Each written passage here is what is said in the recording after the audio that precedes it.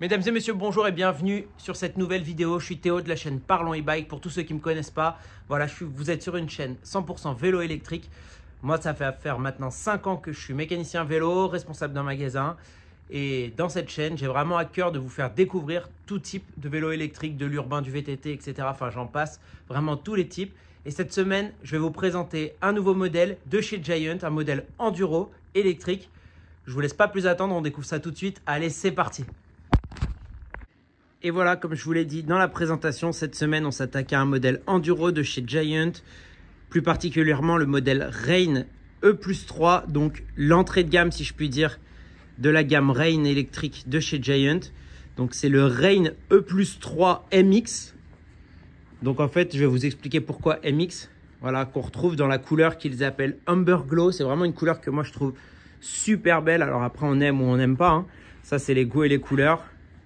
Je vous laisserai en juger par vous-même. Mais en tout cas, je trouve que de profil, j'aime beaucoup la ligne de ce vélo. Voilà, ils ont totalement refait la géométrie, revu la géométrie sur les Reign. Et puis on commence sans plus attendre, du coup, la description. Donc comme je vous l'ai dit, on est sur le modèle Reign E+3. Voilà, donc 2022-23. Donc on intègre vraiment les nouveautés chez Giant, c'est-à-dire petite LED remote ici. Donc rappel en fait du niveau de batterie sur la droite et du niveau d'assistance sur la gauche, qu'on va jumeler avec le nouveau Ergo Ride Control. Donc un petit boîtier à partir duquel on va pouvoir contrôler notre niveau d'assistance. Donc vraiment beaucoup plus ergonomique, vraiment très petit. On le sent pas, il vient pas nous gêner. Il est vraiment bien situé. Voilà, très pratique, beaucoup plus pratique que l'ancien, beaucoup moins susceptible de casser aussi. Parce que contrairement aux anciens Ride Control, on avait vraiment comme un petit écran avec des LED dessus. En cas de chute, on pouvait vraiment plus venir le taper. Là, vous voyez, ça dépasse vraiment presque plus de la poignée. On est vraiment sur quelque chose de super sympa. Donc ce petit Ride Control, on peut bien sûr en option venir mettre un écran ici. Mais sinon, vous aurez toutes les informations nécessaires. L'autonomie, enfin du moins les niveaux de batterie, les niveaux d'assistance qui seront affichés directement sur votre cadre. Voilà, donc moi j'aime beaucoup l'intégration de ce petit boîtier LED remote dans le cadre. Je trouve que ça fait vraiment actuel. Ils ont augmenté aussi l'étanchéité parce qu'ils avaient pas mal de petits soucis d'étanchéité au niveau de leur commande l'année passée. Là, avec ce nouveau procédé, justement, le but c'était d'augmenter l'étanchéité. On le retrouve dans une couleur Amber Glow. C'est une couleur un peu orange, bronze, brillante, que je trouve sublime. On retrouvera cette couleur aussi, notamment sur le Transix E+1. On l'aperçoit juste derrière, hein, le E+1 Pro. D'un point de vue partie électrique, donc après avoir abordé ce qui va être la commande et la LED remote, on va être sur une batterie donc de 630 watts. Plutôt très bien intégré. Je vais décaler un petit peu le vélo pour qu'on le voit mieux. Voilà, donc une batterie 630 watts intégrée. Bien évidemment, on va pouvoir venir ajouter une batterie supplémentaire si on le souhaite. Et donc la batterie, voilà, qui est finie par un petit cache en plastique. Bon, après, voilà, les finitions sont pas trop mal. On va être sur le nouveau moteur, donc Giant Sport 85 Nm 2022, c'est le tout nouveau moteur. Donc comme vous le voyez ici, powered by Yamaha. Donc en fait c'est Yamaha qui assemble et qui vont s'occuper de la partie mécanique, si je puis dire, du moteur. Et Giant viennent rentrer eux leur petit logiciel afin de paramétrer vraiment le moteur comme eux le souhaitent. Donc on va retrouver 5 niveaux d'assistance plus un mode automatique. D'un point de vue finition et design, en fait, on aura vraiment la même finition et le même design sur tous les modèles de la gamme, que ce soit le E+3, le E+2 ou le E+1. Donc avec vraiment des passages de câbles vraiment soignés. Là, on voit, moi, je trouve ça magnifique, le passage de cadre. J'avais eu un petit commentaire sur à propos du Transix E+2 qui lui aussi propose les mêmes passages de câbles. Comme quoi, au niveau de la gaine de dérailleur qu'on retrouve juste là, ça pouvait poser des problèmes. Alors personnellement, moi dans les différents tests que j'ai fait, j'ai eu aucun souci là-dessus. Notamment, on peut voir que pour des questions de section de gaine, etc., elle est bien protégée par une double gaine pour éviter qu'avec les frottements, on puisse venir sectionner la gaine à n'importe quel endroit. Moi, je trouve ça super beau. Je trouve que du coup, on voit très peu les câbles, hormis bien sûr autour du poste de pilotage. Mais moi, je trouve que c'est vraiment superbement fini. Sur ce cadre-là, donc on retrouve bien évidemment, comme sur tous les tout suspendus de chez Giant, le système Maestro. En revanche, contrairement aux années précédentes, on va vraiment embarquer 160 mm de débattement à l'arrière et 170 mm à l'avant. Sur ce modèle-ci, donc qui est le modèle E+3, l'entrée de gamme de la gamme Reign, il va être équipé d'une RockShox Domain. Bon, alors ça va peut-être être le point un petit peu négatif de la vidéo parce qu'on va pouvoir venir jouer uniquement sur la pression d'air que vous pourrez mettre dans la chambre d'air. En revanche, de l'autre côté, on ne pourra pas jouer sur la compression, du moins pas avec le montage d'origine. Vous pourrez bien évidemment, pour un coût assez faible, remplacer la cartouche et avoir une cartouche Select. Mais là, dans ce cas-là, je vous le présente comme il est vendu. Et donc dans ce cas-là, on ne pourra pas jouer dessus. Vous pourrez par contre, bien évidemment, jouer sur le rebond de votre fourche, juste ici, pour avoir quand même un minimum de réglage. Au niveau de l'amortisseur, on embarque, vous le voyez juste ici, un petit Fox Float. C'est petit, mais c'est efficace. Vous allez avoir vos 3 positions, position totalement ouverte, position médium, un petit peu plus rigide, et position bloquée, pour essayer d'avoir le vélo qui va pédaler le mieux possible en montée.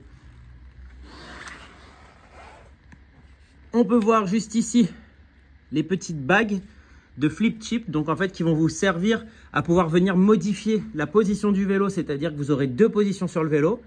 Une position, comme il est monté là, basse, c'est-à-dire qu'on va abaisser le boîtier de pédalier et on va venir ouvrir légèrement l'angle de direction pour avoir un vélo vraiment agressif dans les descentes. En revanche, ça ne sera pas la meilleure position pour avoir un vélo qui pédale super bien en montée. Et donc, si vous avez vraiment un profil plus vraiment enduriste et beaucoup de pédalage dans vos sorties, moi, je vous conseille de switcher tout de suite en position haute. Et donc, dans ce cas, on va élever un petit peu le boîtier de pédalier et on va refermer légèrement l'angle de direction pour avoir un vélo un petit peu plus vif au pédalage. Sur ces modèles-ci, donc comme dans toute la gamme Reign, on peut le voir, on a une roue de 29 pouces à l'avant matchée avec une roue de 27,5 à l'arrière pour vraiment embarquer à la fois les capacités de franchissement et de précision du 29 pouces à l'avant, mais garder le côté maniabilité et très vif du vélo avec la roue 27,5 à l'arrière. Là, sur ces modèles-ci, vu qu'on est sur les roues, on embarque à l'avant un Maxxis Mignon DHF, donc en section 29 par 260. On a un pneu vraiment renforcé avec toutes les carcasses très solides de chez Maxxis. Donc on va vraiment avoir un bon grip à l'avant. Et à l'arrière, vous aurez le Maxxis iRoller. Pareil, pour pouvoir avoir une bonne traction. Ça, c'est un pneu solide qui passe partout, à profil bon un petit peu partout. Au niveau du freinage sur ce vélo, on va retrouver des étriers Shimano 4 pistons avec des disques 203 mm à l'avant et à l'arrière. En point de vue levier, on va retrouver les Shimano 4 pistons mais en levier 2 doigts, donc vous savez les grands leviers. Ça va pas être le freinage le plus performant du monde, mais ça vous pourrez facilement l'upgrader en remplaçant uniquement la poignée par des leviers XT ou SLX par exemple, pour avoir en fait un levier uniquement un doigt qui vous permettra d'avoir un petit peu plus de contrôle et de précision sur le vélo. Au niveau de la transmission du vélo, on va être sur une Shimano Deore 12 vitesses, donc matché aussi avec cassette Deore 12 vitesses, 11 pignons en bas, 51 sur la plus grande,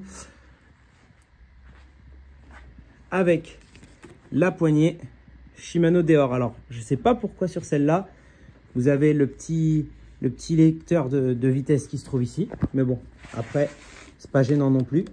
Donc, en Shimano Deore 12 vitesses, comme on peut le voir juste ici. D'un point de vue transmission, ça tient bien la route. C'est efficace, c'est pratique. Vous aurez aussi d'office une tige de selle télescopique.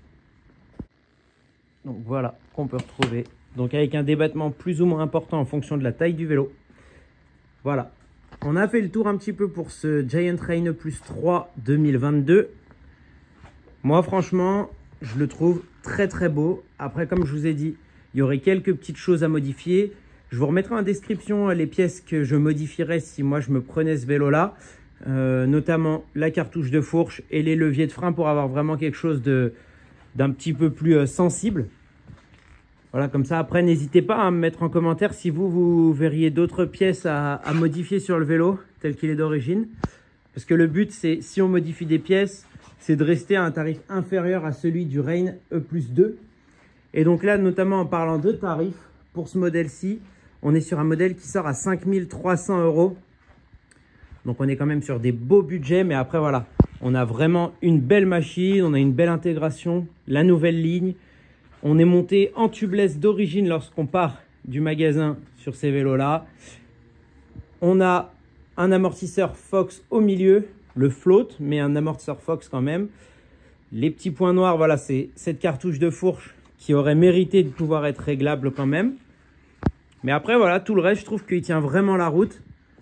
Là, dans les prochains jours, normalement, j'ai la version juste au-dessus, le Rain E+2, que je vais pouvoir aller tester vraiment en action.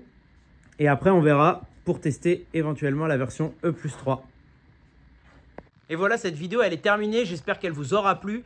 N'hésitez pas en commentaire à me mettre toutes les pièces que vous pourriez modifier. Et plein de questions si vous en avez sur ce vélo. Je vous y répondrai vraiment au plus vite. J'essaye vraiment de prendre le temps de répondre aux commentaires très fréquemment. N'hésitez pas à vous abonner et à mettre un petit pouce bleu sur la vidéo. Vraiment, ça nous aide de plus en plus. La chaîne approche la barre symbolique des 1000 abonnés. Donc vraiment, c'est grâce à vous. Et après, plus j'ai d'abonnés, plus je pourrais aller dans des marques un petit peu plus poussées pour avoir des modèles un petit peu plus exclusifs. Notamment, là, je suis en train d'essayer de travailler avec certaines marques pour pouvoir avoir des vélos qui vont sortir en 2023, qui viennent tout juste d'être annoncés, qui ne sont pas encore disponibles dans les magasins. Donc, c'est grâce à vous et plus j'ai d'abonnés, plus je pourrais aller voir, vous présenter et tester des nouveaux modèles. Voilà, en tout cas, je vous dis à très bientôt sur la chaîne Parlons e-bike et roulez bien.